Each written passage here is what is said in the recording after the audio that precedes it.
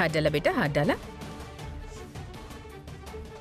देखा तो ऐसा लागत बा कि कंगन तो हर कलाई खातिर ही बनल बाड़े। कितना प्यारा लागत बा ना तो हर हाथ में।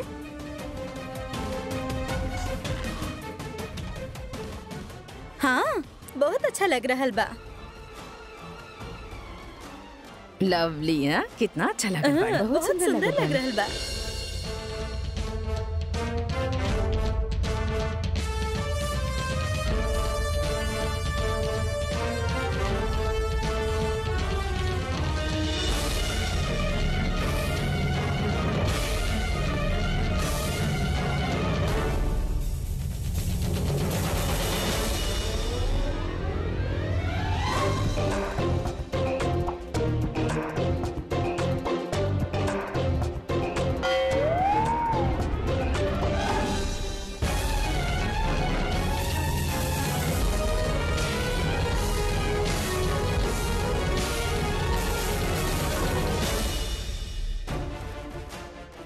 आप लेनी साहब। हाँ।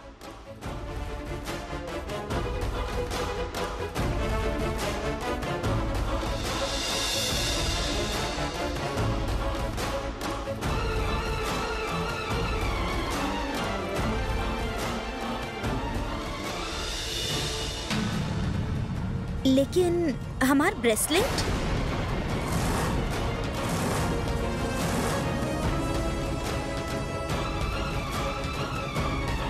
अरे हाँ, अरे ये देखा।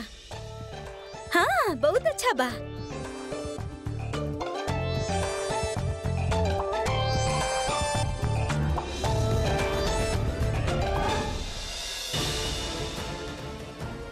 एक रात जल्दी से बनवा के लाई। हाँ, वक्त बहुत कम बा। हम बस गए नहीं हो रही नहीं। हाँ।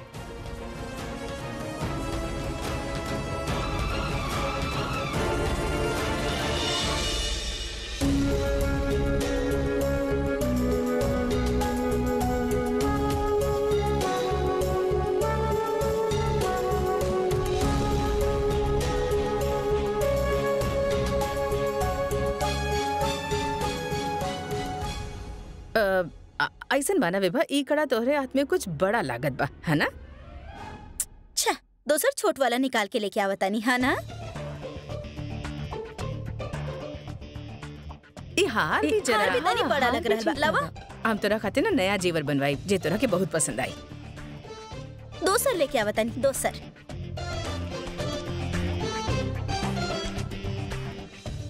ई वाला तो चली ना रहा बा। ई पकड़ा। अरे चला दूसरा लावे के बा। अरे जब दादी माँ कहा तानी कि दूसर बनवा दी हैं तब बनवा दी हैं दूसर। हमरा के लग रहा बा जरूर कुछ गड़बड़ बा। ये लोग हमरा के ज्वेलरी देवे ना आयल रहे, इनकर आवे के जरूर कोन मकसद रहे। लेकिन दादी माँ कह रहल बाड़ी त समझ ना आ रहल बा कुछ भी।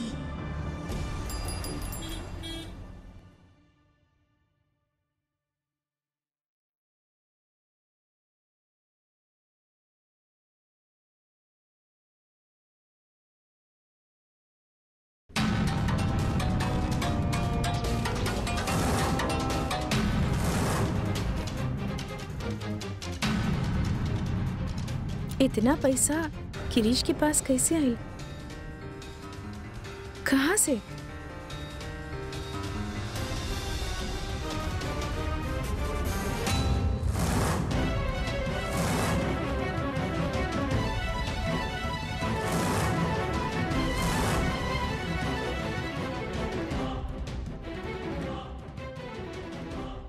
तो हर शर्ट के पॉकेट में मिलल बा ई पैसा।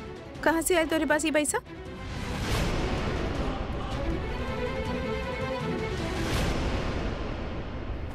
तारा से मतलब? किरीश, पत्नी बानी तोहार, पति बाना तू हमार। भले ही हमनी पति पत्नी के तरह रह लेना, अग्नि के साक्षी मान के तू हमार साथ साथ फेरा ले बाड़ा। काका वादा कैले रहला फेरा लेत वक्त याद बा कि याद दिलाई? जे हक बा ओही हक से पूछत बानी गिरीश, ये पैसा कहाँ से आयल तोहरे पास? तो के बतावे के ही होगी। ना बताई।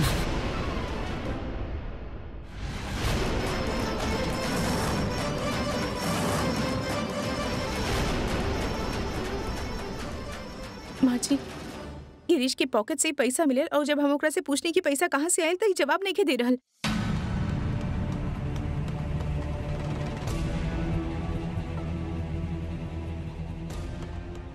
जवाब दा गिरीश, ये पैसा तारा पास कहाँ से आई? कुछ ना माऊ, दोस्त से उधार ले ले बानी। सच सच बतावा गिरीश, ये पैसा तारा पास कहाँ से आई? माँ हम आपसे कहनी ना, दोस्त से उधार ले ले बानी। गिरीश झूठ मत बोला, सच बतावा। कहीं तू कोनो ऐसा काम तो ना करल बार जे तरह के ना करे के चाहिए? ना माँ ऐसा कुछ नहीं खे। तो ठीक बा, खा कसम।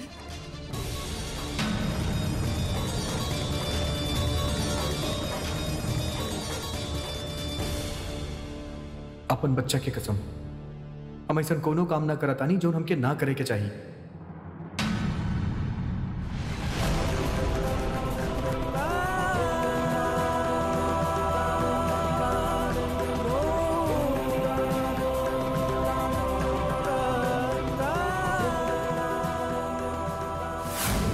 तोहर कॉलर पे लिपस्टिक लागल बा। इतना आसानी से बच्चा के झूठा कसम खा लेला गिरीश। ओकर बच्ची ना बाड़े ना, एक खातिर है ना गिरीश?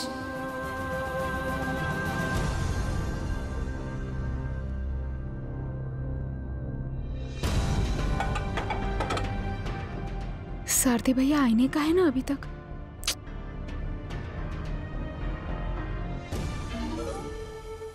ई मत सोची है कि हम ना जाना तानी कि तू का चाहेलू। हम सब जाने नहीं। कहीं एकरा चाबी के बारे में पता था ना चल गई? जौन तरह माँ लोग नाटक कैली हमरा के ज्वेलरी पहनावे के, हमरा के सब पता बा। ई सब विहान जी के नजर में अच्छा इमेज बनावे खातिर बा। लेकिन तू भी याद रखी है, इतना आसानी से हार माने वाली नहीं की। छोड़ब ना हम, ज्वेलरी तो हम लेके रहा। मन आ गइल बा हमार, आखिर औरत बानी, सोना तो हमरा के अच्छा लागी ही। थैंक गॉड एकरा चाबी के बारे में कुछ पता न चला।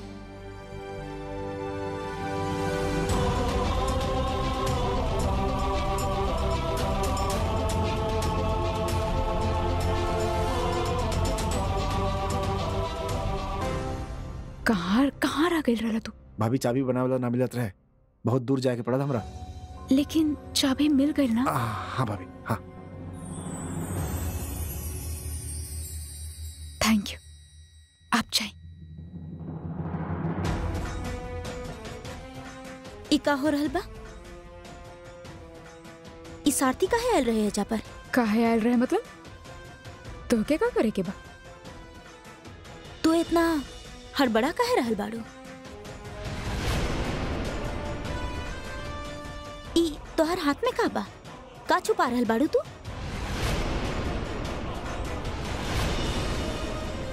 कुछ भी तो ना बा। हाँ दिखावा।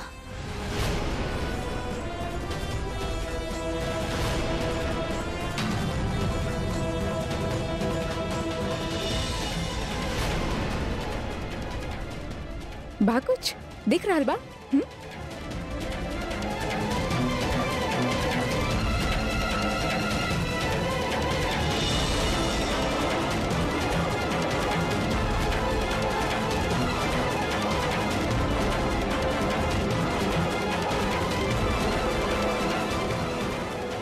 ओ नो, चाबी तो दाल के बॉल में चल गई। अब क्या करी?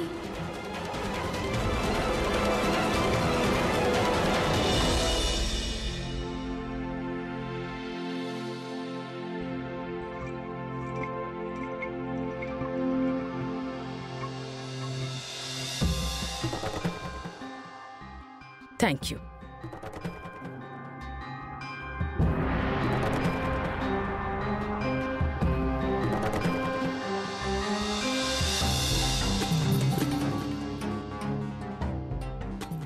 चाची माँ बहुत मेहनत से खाना बनेले बानी। वाकई चाची माँ बहुत अच्छा खाना बनेले बानी।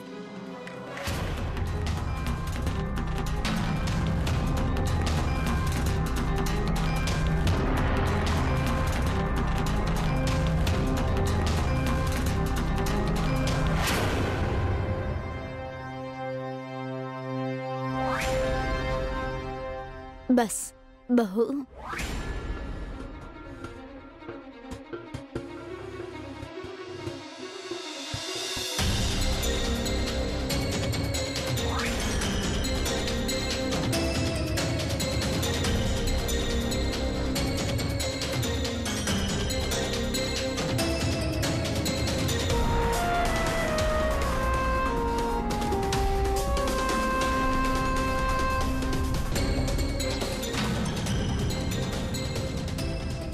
आरुषि,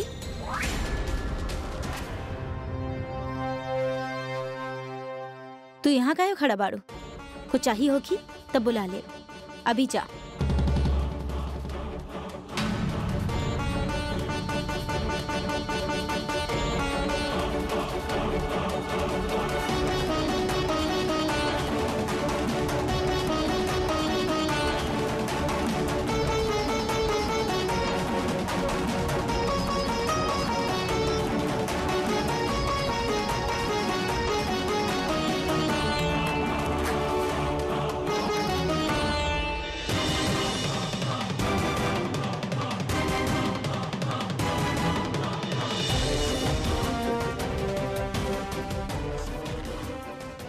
माँ, कुछ चाहिए तो ना आपके?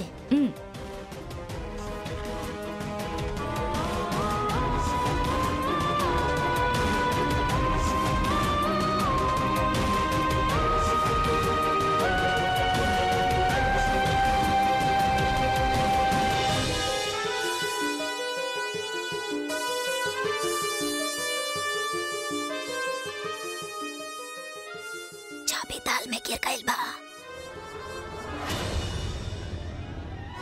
हरप्रीत, खाना खाना। ओ हाँ, खाना।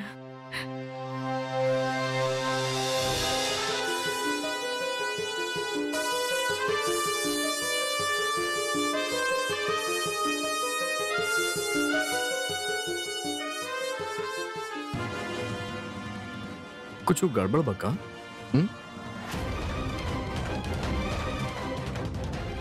आप लोग खाना काहे नहीं के खा? ना खा रहल बानी। तो खाई ना। कितना टेस्टी खाना बनो। दाल अच्छी बा।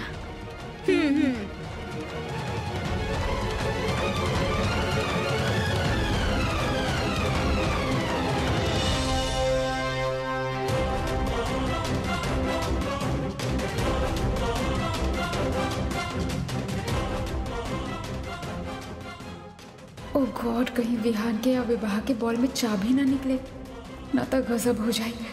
कहा के समझाई।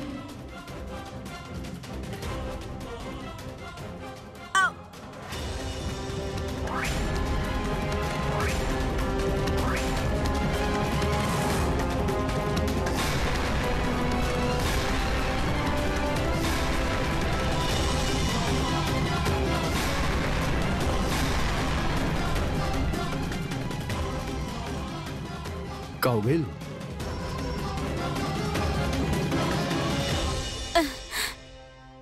कंकड़।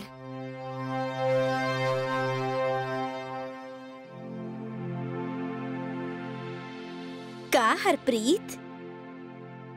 भूल गई नहीं साफ करब।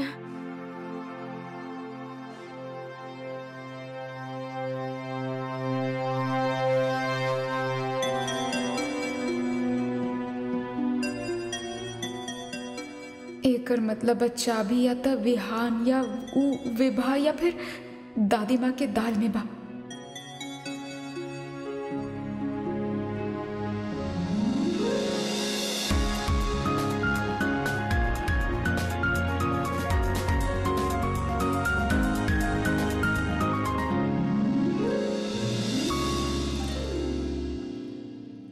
भगवान, आज तू बचा लेला।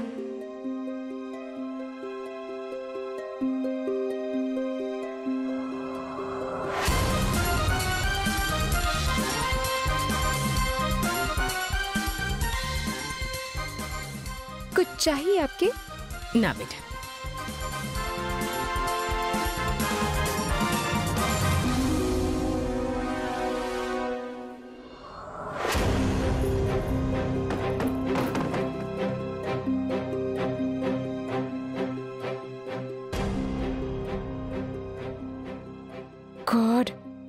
एकरा भी लॉक करके रख ले बाड़ी।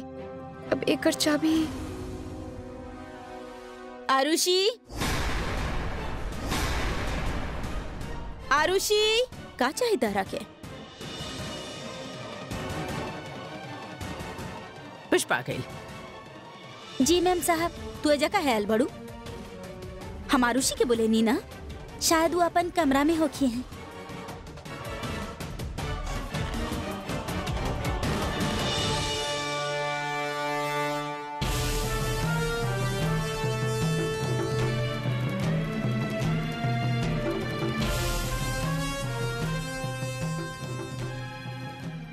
विहान जी, आप बैठिए, हम अभी आवत आनी।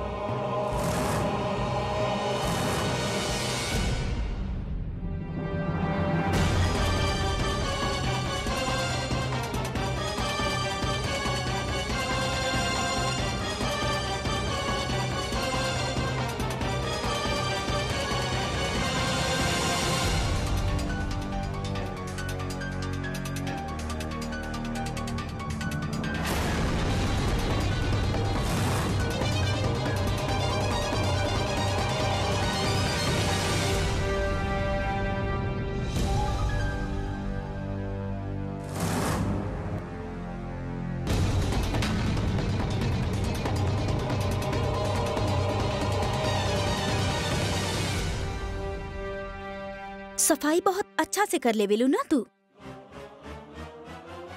बाकी पूरा घर में तेरा यही कमरा मिलेला सफाई करे खातिर?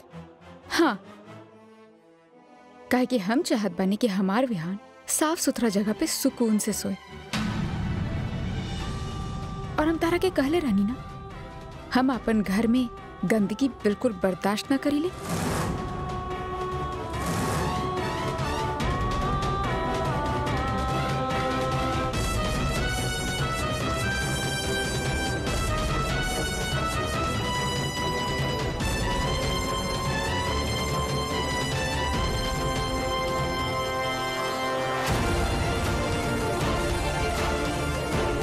लेकिन बेटा पता कैसे चली विहान के दवाई ना देवे से का असर हो रहा बा ओकरा पे? एक्चुअली जॉन टेबलेट वो विहान के खिला रहल बिया ना, ओकरा से विहान के बहुत नींद आवेले, वो लेथार्जिक फील करेले। मतलब जब बिहानी दवाई ना ली तो वो लेथार्जिक फील ना करी, ओकरा नींद ना आई, है ना? होके तो ऐसे ही चाहिए। हाँ, लेकिन ऐसा भी तो हो सकेला ना क्यों विभा के पास एक्स्ट्रा एंटी डिप्रेसिंग टैबलेट्स होके, अगर ओकरा के पता चल गेल होके और वो एक्सचेंज कर देले त?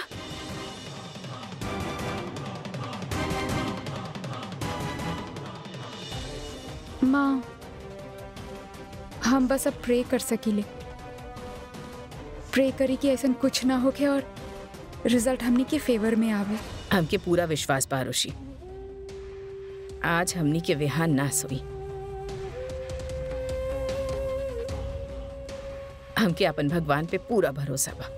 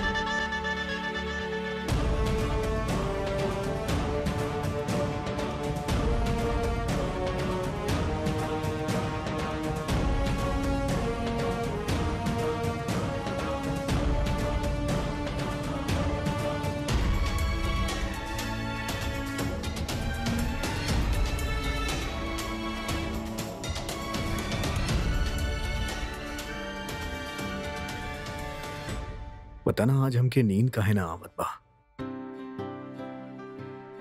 एक खातिर सोचनी यहाँ आके आप लोग के साथ कुछ वक्त बिताई।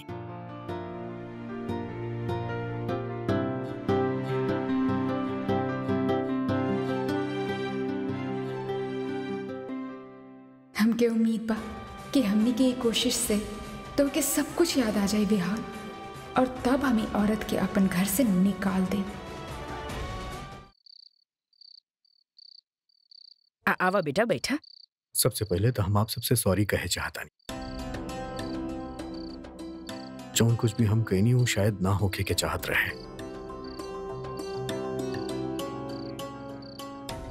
कौनो बात ना बेटा, हमने सब ये चाहत बानी कि तू खुश रह बस। अब सबसे पहले ये तो बताई हमने वक्त बितावे खातिर का करत रहनी? कौनो स्पेशल कुछ खास? हम बतानी।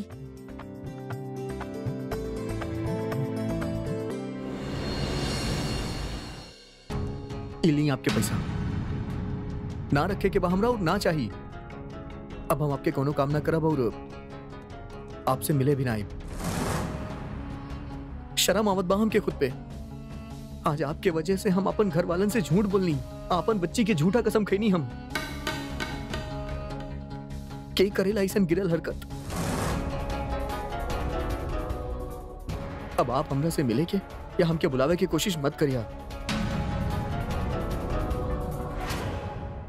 ए सुना,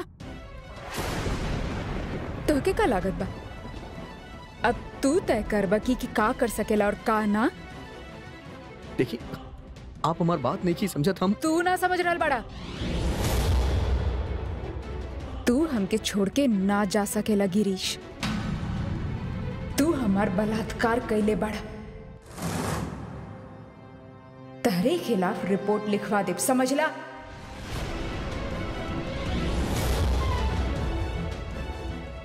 यही खातिर हमके छोड़ के जाए के सोची अभी मत।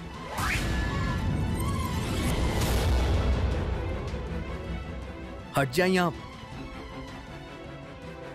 आपके जौन करे के बाप कर ली। हम आपसे ना डराए ली। कौनो भी गलत काम ना कैले बनी हम।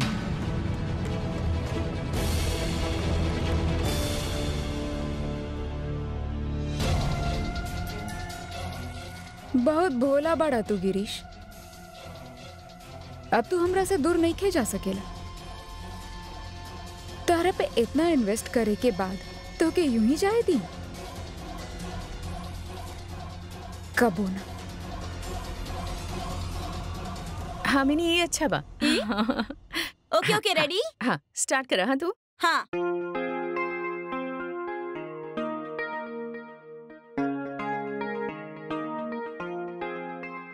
जिंदगी एक सफर है सुहाना, यहाँ कल क्या हो किसने जाना। जिंदगी एक सफर है सुहाना, यहाँ कल क्या हो किसने जाना। अरे उड़ रही उड़ रही उड़ रही उड़ रही उड़ रही उड़ रही उड़ रही उड़ रही।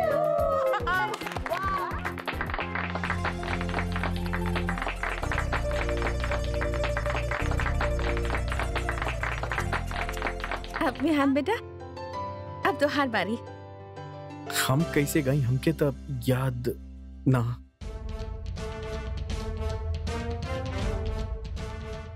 अरे ये दोनों गाना तो याद आ गई ना। ट्राई तो करा, शायद आ जाए। हाँ हाँ वो दोनों गाना तो याद रहे हमरा। तो दोसर गाना भी याद होई ना। तो हर फेवरेट फिल्म बा हम आपके है कौन, ओही के गाना। ट्राई तो करा।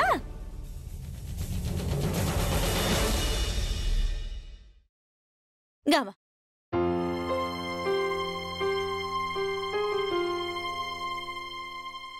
ये धुन तो हमके याद बा।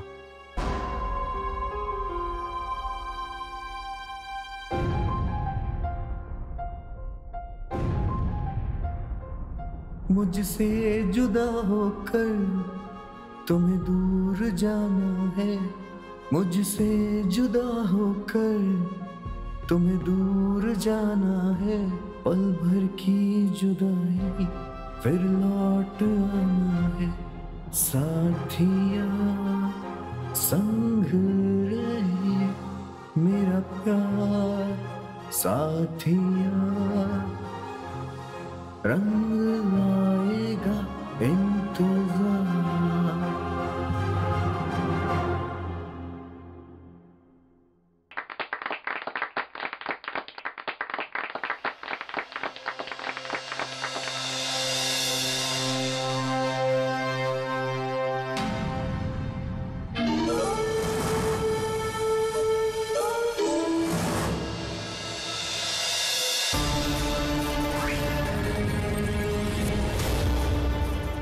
विहान जी कहाँ चल गए?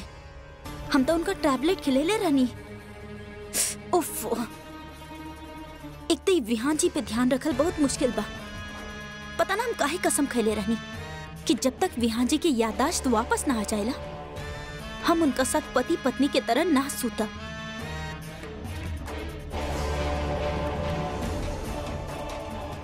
जाके देखा था कि विहान जी आखिर गए कहाँ।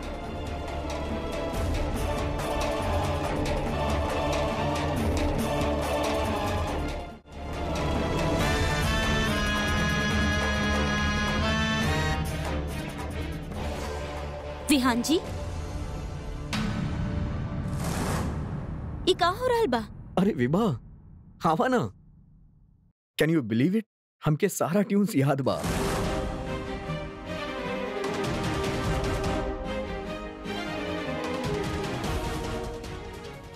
विहान जी, आपके सूते के टाइम हो गए बा और आपकी तबीयत भी। अरे का तबीयत करा तारू? दिस इज सो मच फन। आवा ना, तू भी बैठा यहाँ पे। आवा। एक मिनट मिनिमा, आप प्लीज कोनो रोमांटिक डुएट सॉन्ग लगाई ना, हम और विभा साथ में गाई। लगात बानी।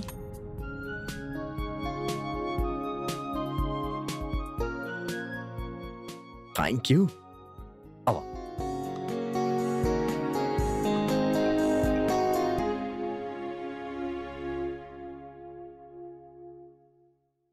मैं ना भूलूंगा, मैं ना भूलूंगी,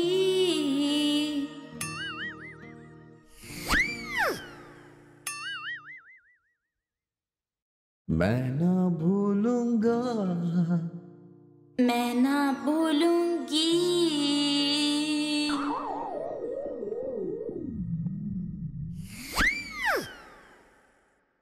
इन रस्मों को, इन कस्मों को, इन रिश्ते नातों को मैं ना भूलूंगा, मैं ना भूलूंगी।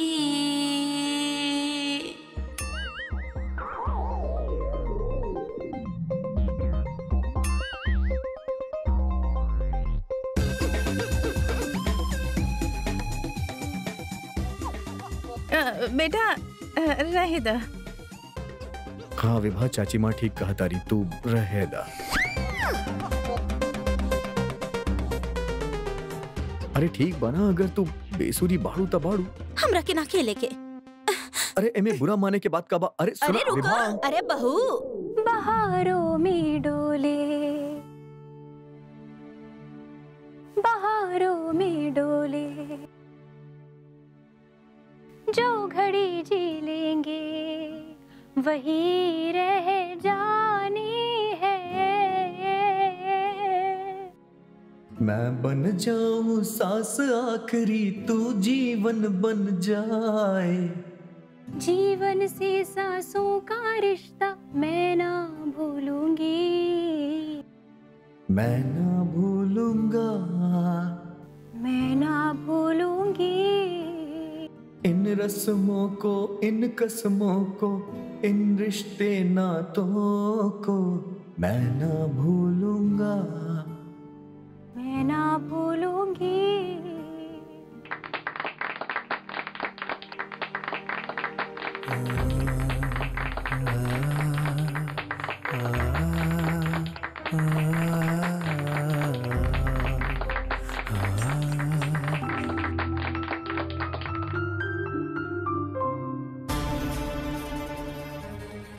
जी के सॉन्ग के ट्यून्स कैसे याद आ गई। आज उनका नींद भी ना आई।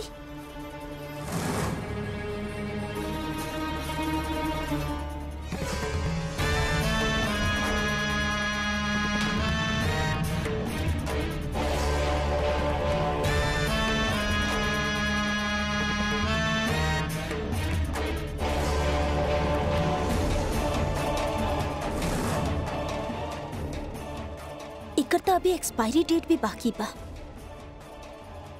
तो फिर ये कैसे भइल? लागत कल से हमरा के डबल डोज देवे के पड़ी। बाकी पहले ई आरुषि के कुछ करे के पड़ी।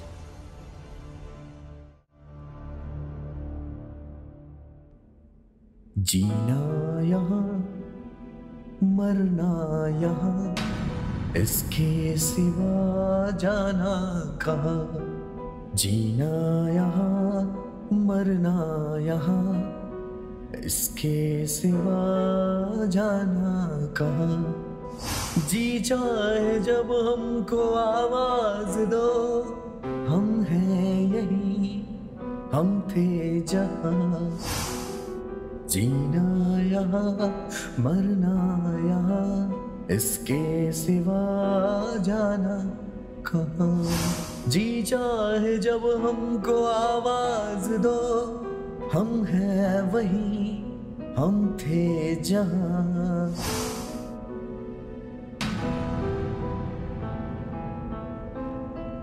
कल खेल में हम हो न हो, गर्दिश में तारे रहेंगे सदा। भूलोगे तुम, भूलेंगे हम, पर हम तुम्हारे रहेंगे सदा।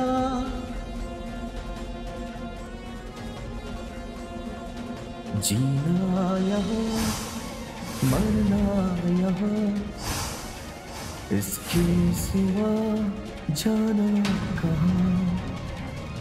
जी चाहे जब हमको आवाज दो,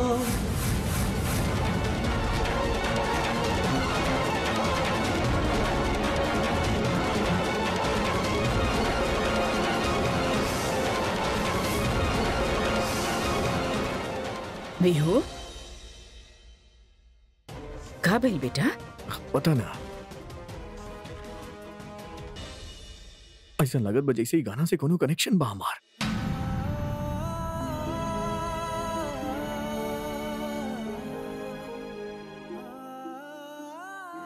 कुछ समझ में नहीं किया आवत, याद नहीं किया आवत कि कहा कनेक्शन बा।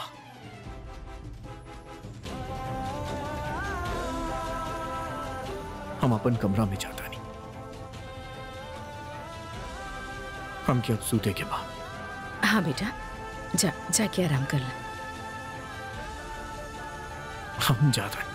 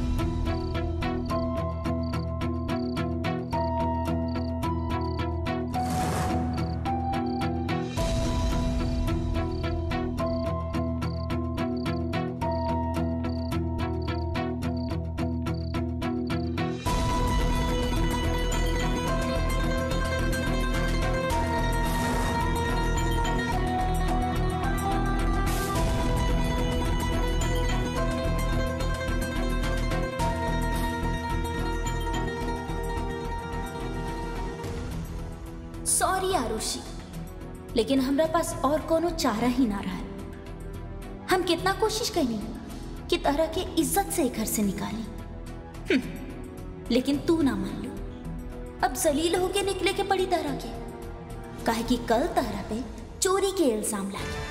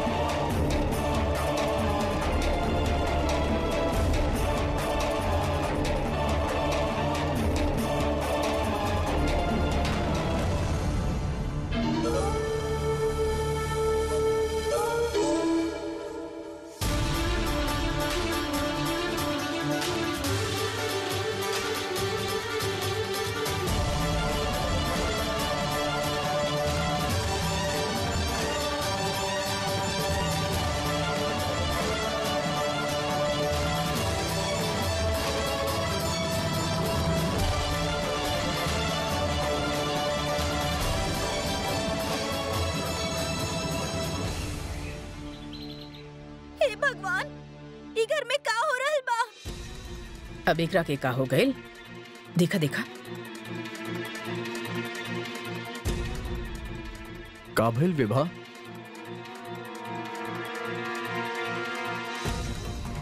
हमार नेकलेस ना मिल रहल बा। बहुत महंगा रहे। जरूर उहे चुरेले होखी। रोज ऐसा सफाई करे पहुंच जाली। केकर बात करत आरू तू? आरुषि के।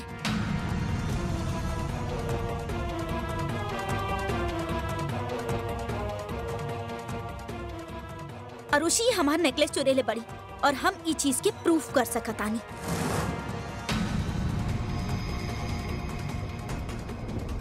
हम तो कहे नहीं, हमनी के अभी ओकर कमरा के तलाशी लेवे के चाहिए।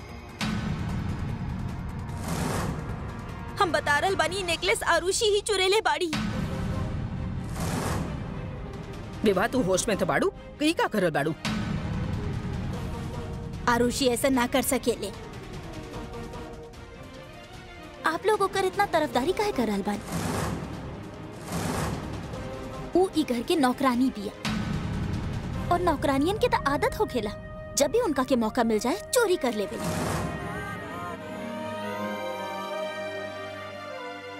माफ करब, बाकी आप लोग ओकरा के कुछ ज्यादा ही सर पे चढ़ा रख ले पानी।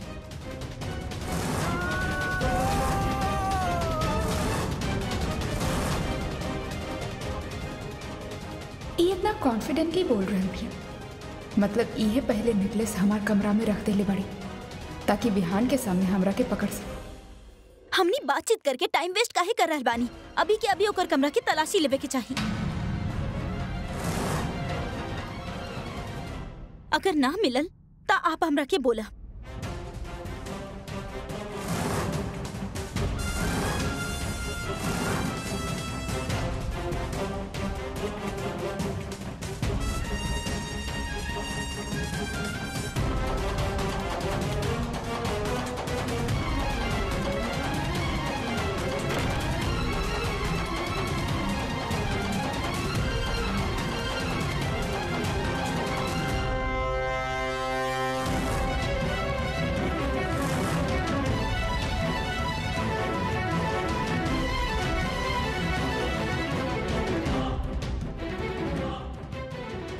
ना, हम विहान के सामने ऐसा ना हो खेदे। हम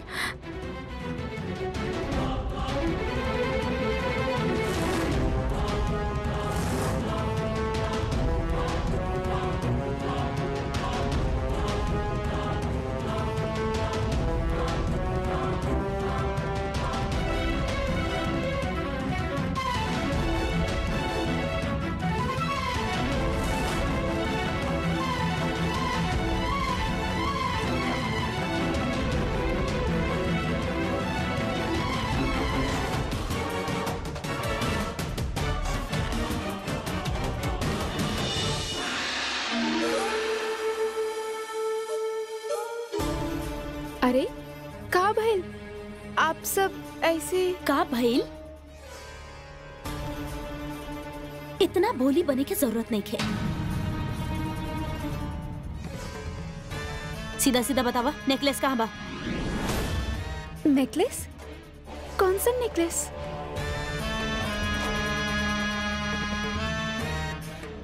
तू ऐसे ना बताइबू। अभी बताओ दानी। का भइल? आप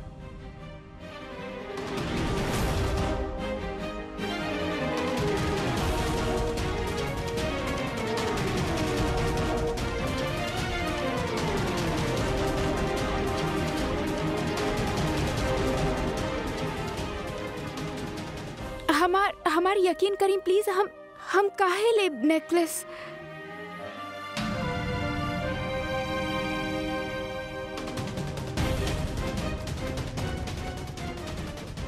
देखी ना, खामखा हमरा पे हम ना चुरा बानी केहू के नेकलेस।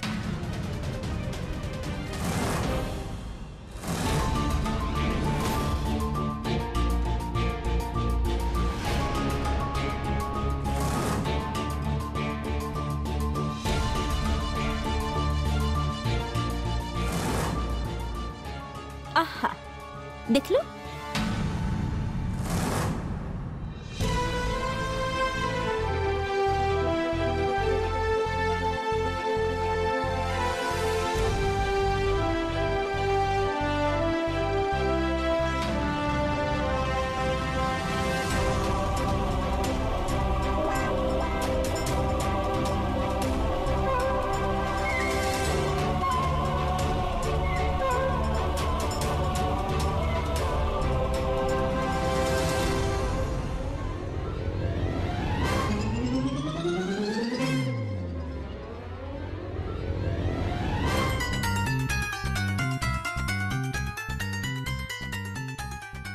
हम कहले रानी ना, खामा खा हमरा पे शक कर रहल बनी।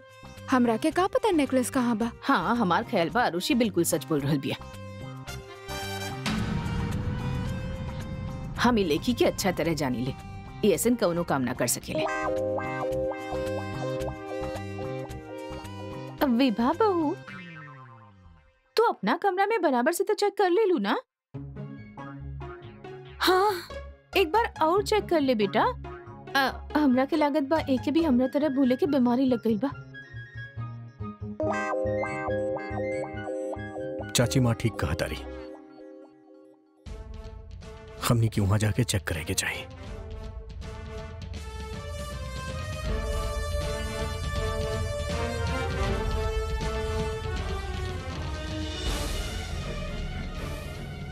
ऑल द वेरी बेस्ट।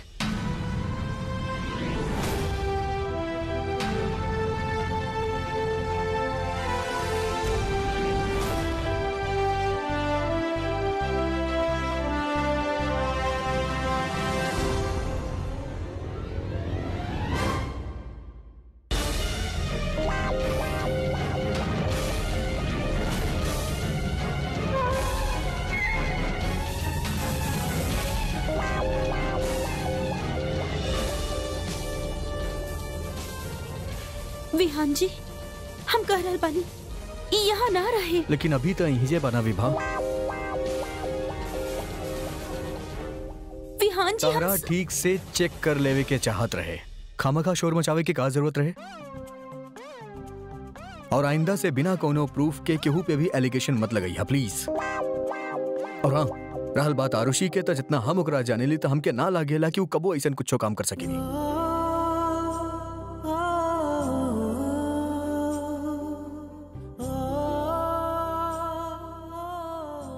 हमके लागेला कि तरह आरुषि से माफी मांगे के चाहिए।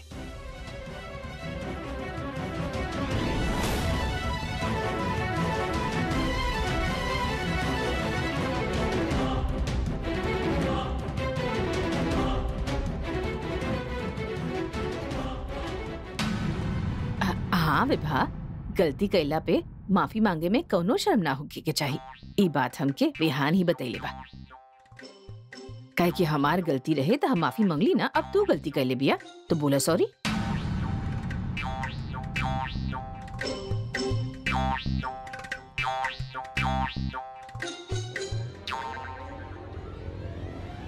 केकर वेट करता रू विभा?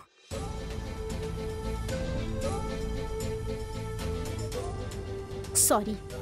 हाउ अप्रिशिएट अगर तनी दिल से माफी मांगा था।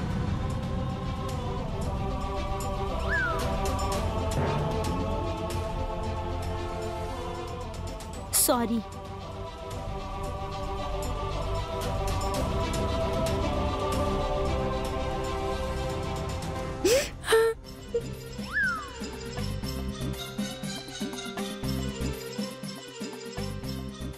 आप लोग ऐजे रुकी, हम जाना तानी ओकरा कैसे मनावे के बा। हम जाके बात करा तानी।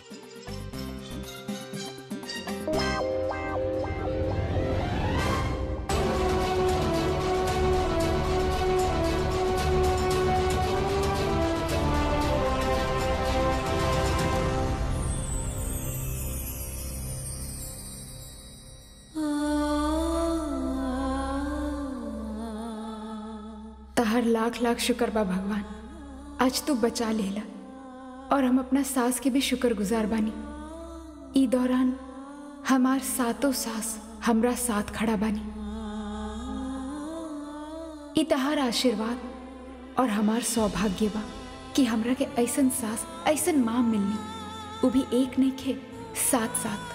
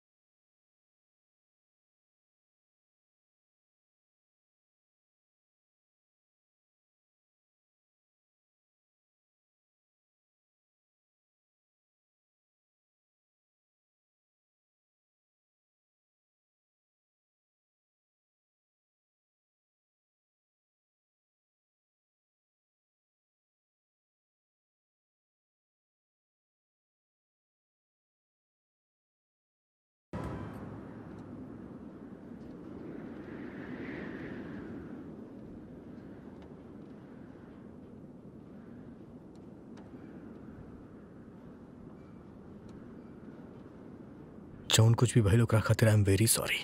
आप काहे सॉरी बोल रहल बानी? एकरा में आपके कौनो गलती नहीं है। ना ना, फिर भी तहरा बुरा तो लागल होई ना। और वैसे भी ऐसा हालत में एगो माँ के जज्बाती तकलीफ ना होके के चाहिए। आपसे कभी झूठ ना बोल सके नी। थोड़ा बुरा लागल हमके, पर अब नहीं लग रहा। इट्स ओके। लेकिन आप ऐसा काहे कहले कि एगो माँ के जज्बाती तकलीफ ना होके के चाहिए?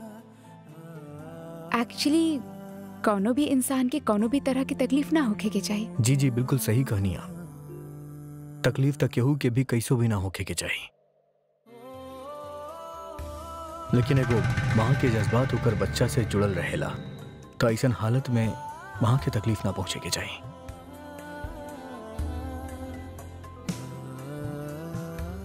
और एगो और बात कहीं तरह से, ऐसा हालत में तरह रोवे के ना चाहिए, ना तो बच्चा रोवंदू पैदा हुई।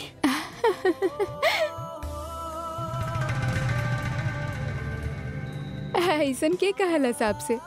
हम सुन ले बानी ऐसा। अच्छा। कुछ भी।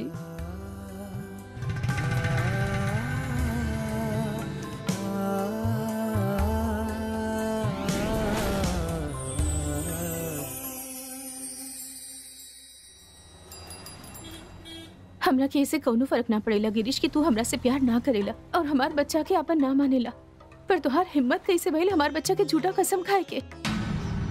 तो कि थोड़ा भी शर्म नहीं किया है? सही कहत रहली माँ जी, जब वो हमनी के शादी के खिलाफ रहली, वो जानत रहली कि तू कभी केहू और के बच्चा के अपन बच्चा समझ के एक्सेप्ट ना करबा। धोखा देले बड़ा तू हमके। कौनो बात ना करे चाहिले तोरा से। तो हर जहाँ जाए के मन बा जा, जे केहू के साथ रात गुजारे के मन बा गुजारा, पर आइंदा कभी हमार बच्चा के झूठा कसम मत खाई।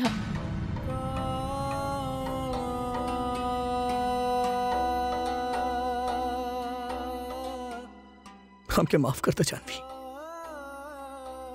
हम जाना था नहीं, हम तो बहुत दिल दुखैले बानी। प्लीज हम तोहरा से वादा करता नहीं, दोबारा कबो शिकायत के मौका ना देब। बस हमके माफ करता।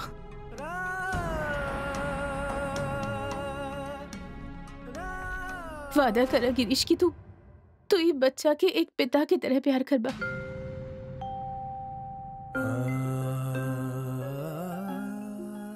हम तोहरा से वादा करता नहीं।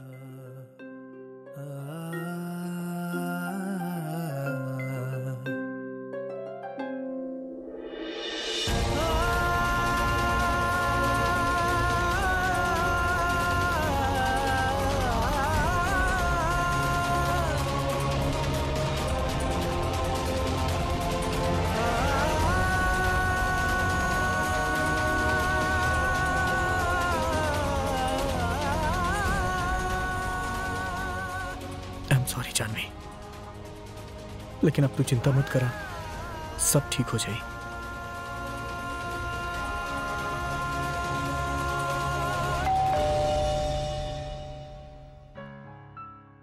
हम देखत बानी।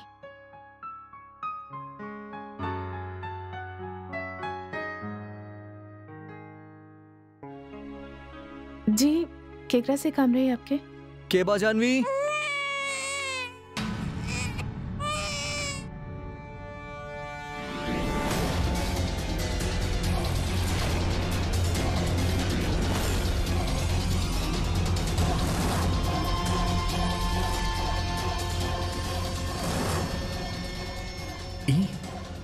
यहाँ का करता रही?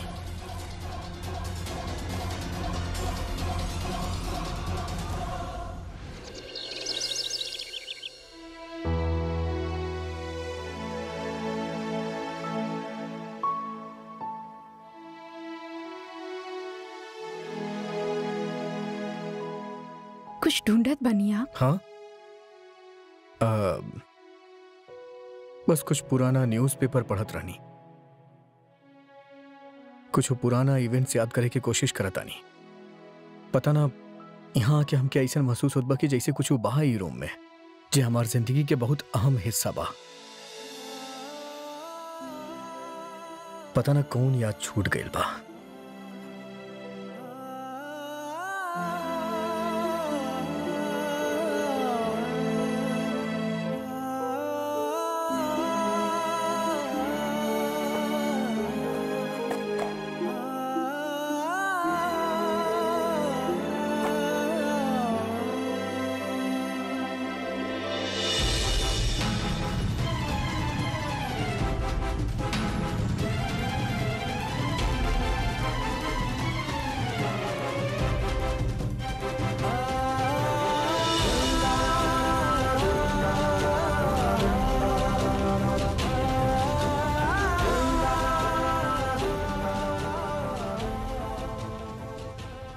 ई देखा आरुषि कुछ मिलल।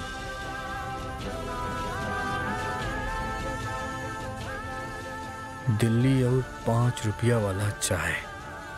दुनिया के हर शहर या तो चलेला या तो दौड़ेला, बाकी दिल्ली एगो ऐसा अकेल शहर जे धड़केला। सड़क पे जिंदगी धड़केला और बस में मोहब्बत। आरुषि दिल्ली से दिलवाली कुड़ी जे भी राइटर हिया बहुत अच्छा लिखेली। पता बा ये आर्टिकल के देख के ऐसा लगत बा जैसे हम इनके पढ़त रहनी।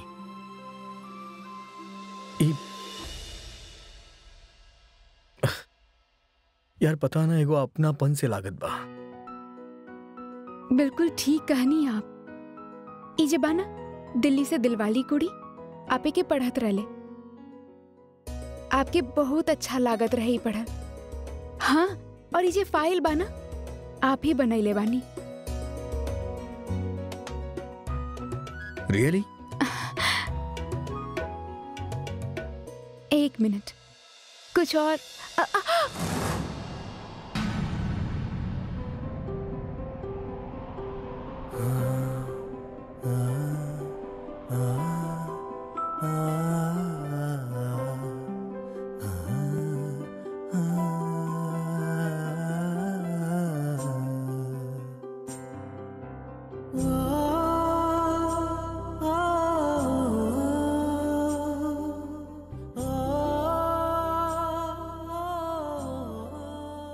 प्रेगनेंसी में तोरा ध्यान रखे के चाहिए।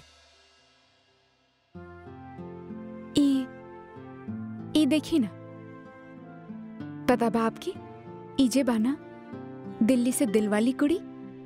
ई हम भी पढ़त रहली। ई हमार भी फेवरेट बिया। अच्छा? हाँ, और ई देखी, ई जे आर्टिकल बाना दिल्ली और 5 रुपए वाला चाय, 5 रुपए वाला मसाला वाला चाय। ये हमनी के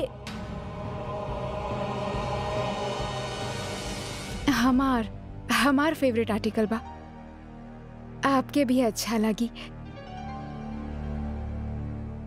ई देखी,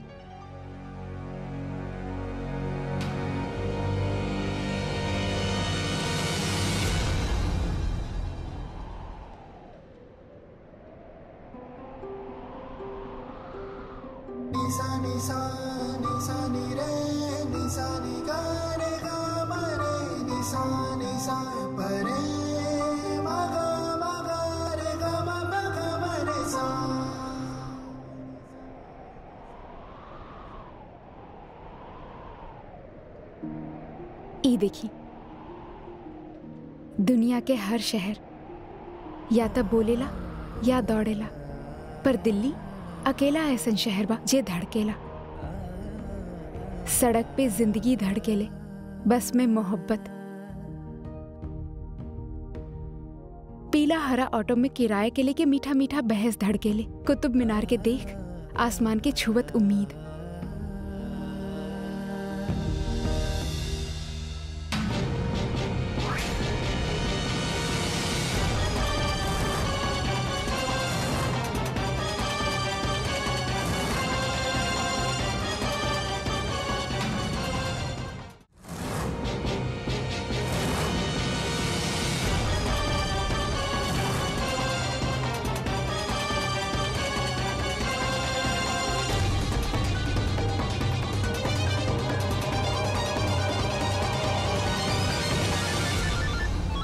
सॉरी। हेलो विहान जी, आप कहाँ बानी? हम यहाँ स्टोर रूम में बानी विभा। हमरा के कहीं जाए के बा। ई वक्त कहाँ जाए के बा? बस आप जल्दी से आ जाएं। हमरा के जाए के बा। ओके, हम अभी आवत नहीं। ये आर्टिकल हमने बाद में पढ़ा बा, अभी जाए के बा। विहान,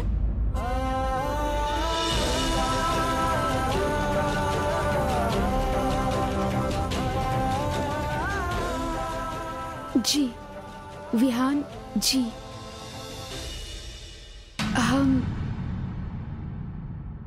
हम ई बतावत रहले कि सॉरी, ऐसे ही हम आज से तू हमके बिहान जी बुला सकेलो।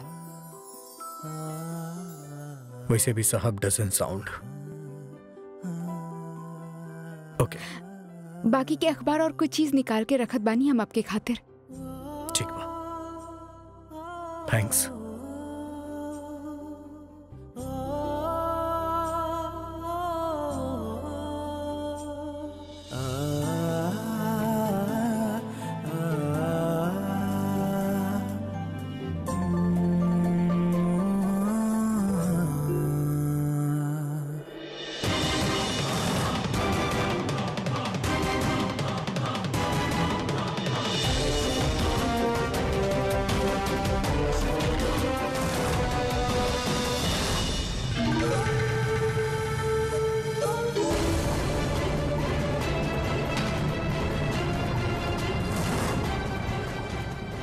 अंदर बंद रही तब एकरा के समझ में आई कि हमार विहान जी के इर्द गिर्द मंडरावे की सजा का होखेला।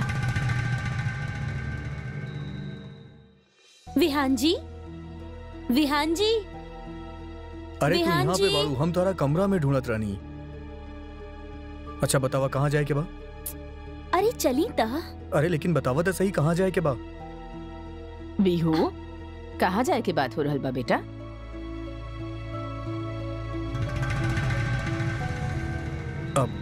हमनी शॉपिंग पे जा रहल बानी। अरे माँ, अब चला ना, हमनी भी चल जा। अरे भाभी, आपके तो घर के सामान भी लेवे के रहे। बहुत काम बा हमके, बहुत सारा चीज खरीदे के बा। हम भी चलब, चला। हाँ हाँ, हमनी सब इकट्ठे चलल जाए। हाँ हाँ, हम भी तैयार हो जात बानी। अब एगो काम करता नी, हमनी आगे आगे चलता नी, आप पीछे पीछे आ जाए। है ना विहान जी?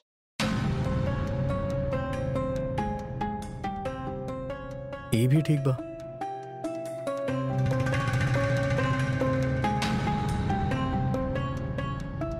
चला, हमने चलता नी।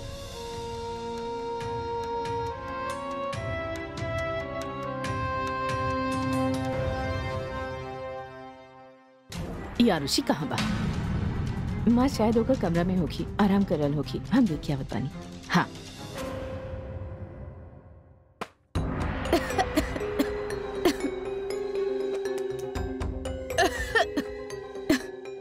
Oh God.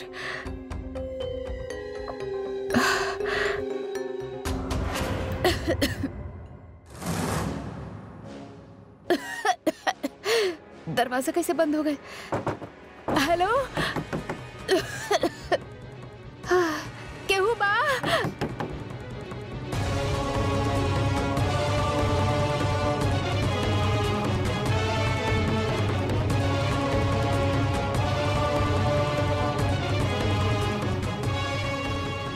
आरुषि कमरा में ना बा का? पता ना, मतलब कमरा में ना बा, कहीं तो होखी ना, या तो फिर कहीं बाहर गई भी आरुषि। ना बता के जात ना माँ, ऐसे थोड़े ना जात। हम फोन करके देखा था नहीं।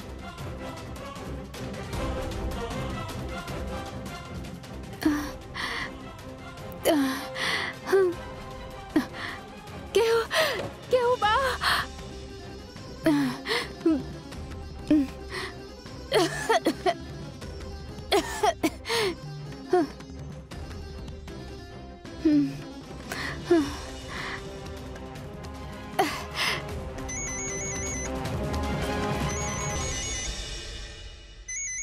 अरे कर फोन तो एजे पड़ल बा, यहाँ छोड़ के चल गई। मतलब वो यहीं कहीं बा, फोन के बिना वो कहीं ना जाले। एक मिनट, पुष्पा से पूछत पानी माँ। पुष्पा, पुष्पा।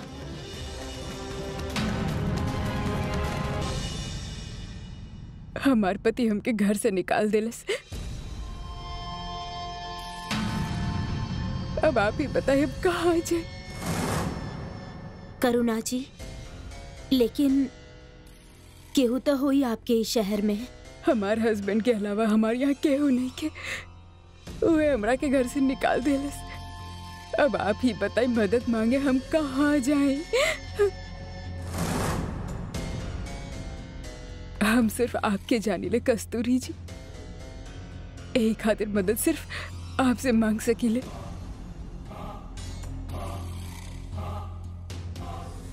हाँ हाँ, काहे नहीं, हमरा से जौन बन पड़ी हम आपके मदद करा।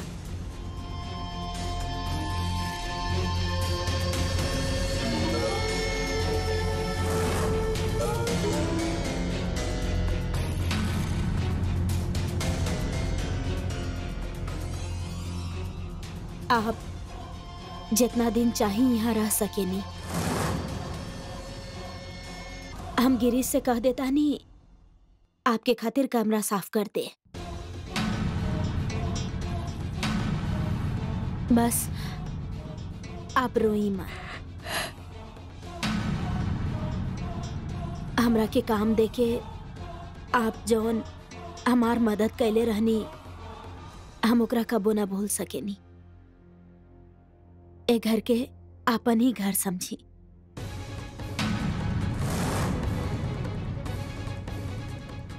थैंक यू कस्तूरी जी, थैंक यू वेरी मच।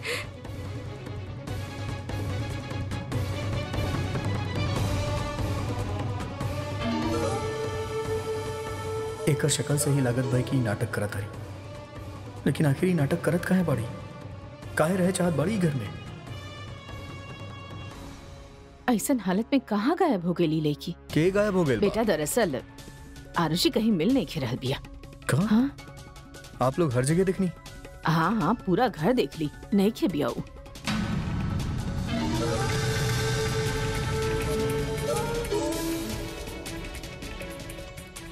लास्ट हम ओके स्टोर रूम में देखले रहनी, आप वहाँ चेक कहीं?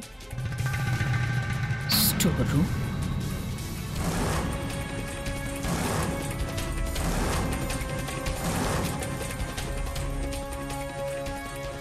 तू कहाँ जा रहल बाड़ू? ये रुका।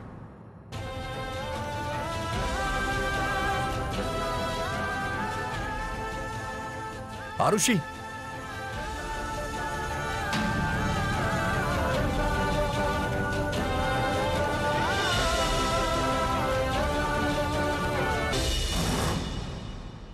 आरुषि, आरुषि, आरुषि, आरुषि, आरुषि, आरुषि, अपन आँख खोला आरुषि। का भले के? Arushi, open your eyes Arushi. हाँ, आराम से।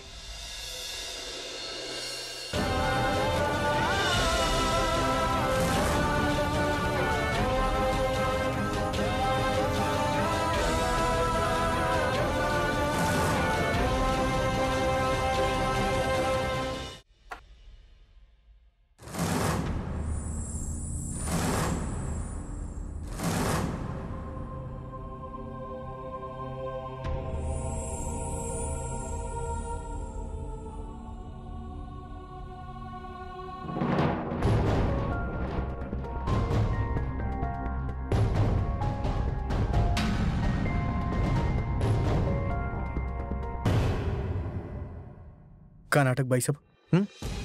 काहे करता नहीं आप ऐसे? सिर्फ तहरा खातिर। और ये कोनो नाटक नहीं खे। हमार हस्बैंड हमरा घर से निकाल देले सिर्फ तहरा वजह से। हमार सारा पैसा छीन ले। तू ही बतावा, तारा सिवा हमरा बा के कहाँ जाती हम? कहूं भी जैतू, लेकिन यहां आवे के का जरूरत रहे? वैसे हम आपके यहाँ रहे ना देव। अच्छा, माँ के का बोलबा? तू हमरा के ए घर में काहे ना रहे दिला? बतावा गिरीश, बोला।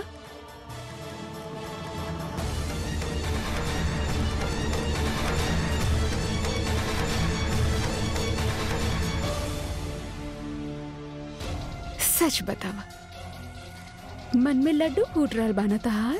तमीज से बात करिए आप। अगर केहू सुन ले तो के? तहार बीवी?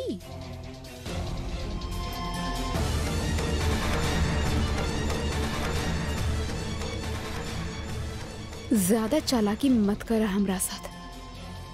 हम जे कहत बानी उ करबा त तारा के कुछ ना होगी, वरना हमार काबा।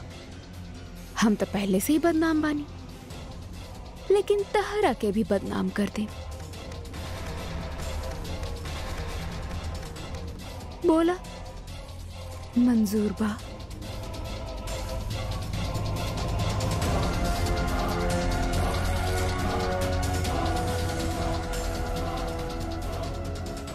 गुड।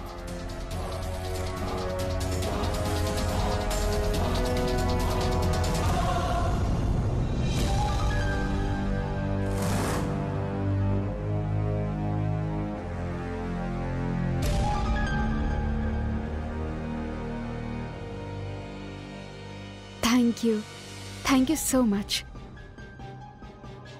And गिरीश, हमार मदद करे खातिर थैंक यू सो मच।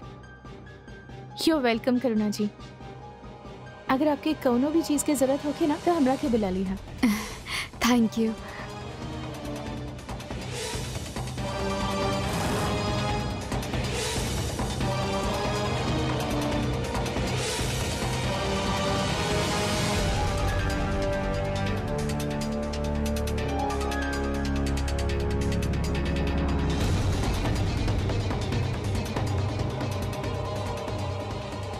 हम पुराना दिल्ली के ई घर में गिरीश पंडित जैसन आम आदमी के साथ रह के आपन मिशन आसानी से पूरा कर पाए और केहू के शक भी ना होगी।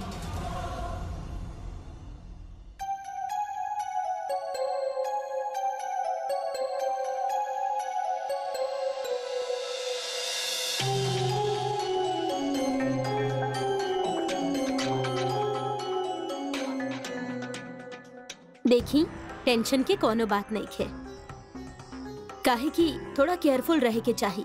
ई इनकर प्रेगनेंसी के आखिरी दिन चल रहल बा।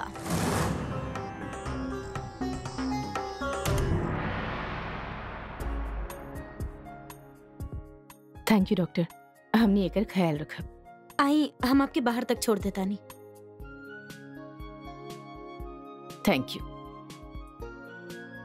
हमके तो अभी भी समझ में नहीं आवत कि स्टोर रूम के दरवाजा अपना आप लॉक कैसे हो सकेला।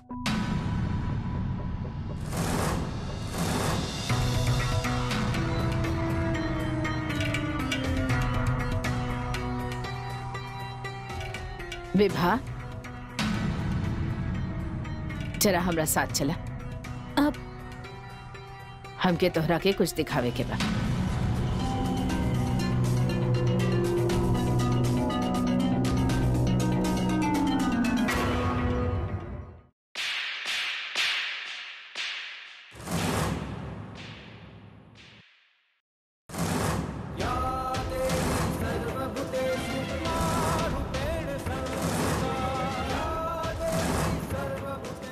अगर थप्पड़ के गूंज सुनाई दिहल बंद हो गई होखे तो हमार बात ध्यान से सुना।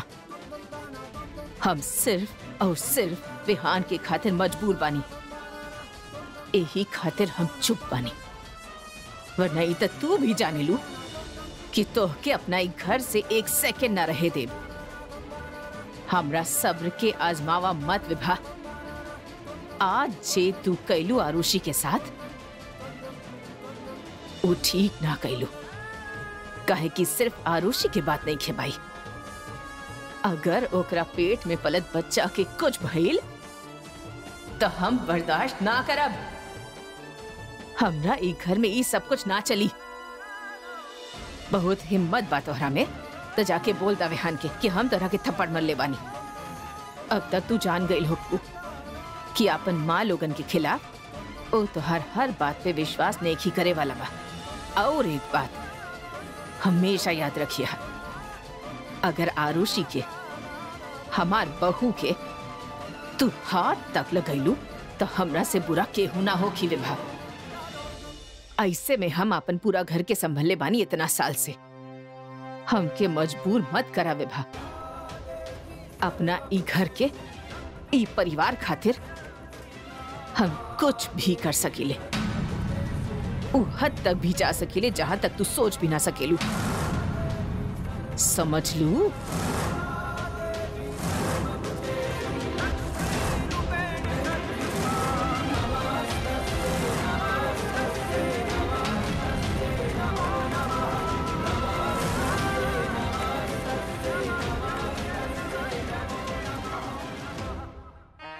आप हमरा के थप्पड़ मार के ठीक ना कहनी दादी माँ। ई बात यहाँ खत्म ना भइल, बात तो अब यहाँ से आगे बढ़ी। ई थप्पड़ की गूंज अब आपके बहुत दूर तक सुनाई दी। कहे कि आप चाहे कितना मर्जी कोशिश कर ली, आरुषि के ना बचा सके। ओकरा जाए के ही पड़ी, या तो घर से ना तो जिंदगी से।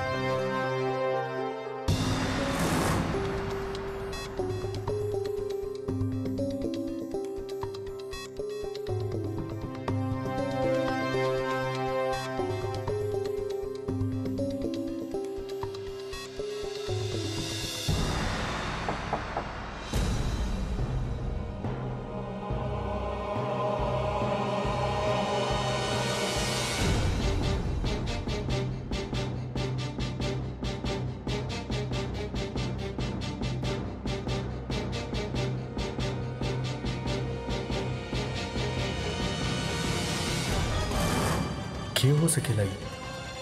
और इतना रात के काहे आइल बा?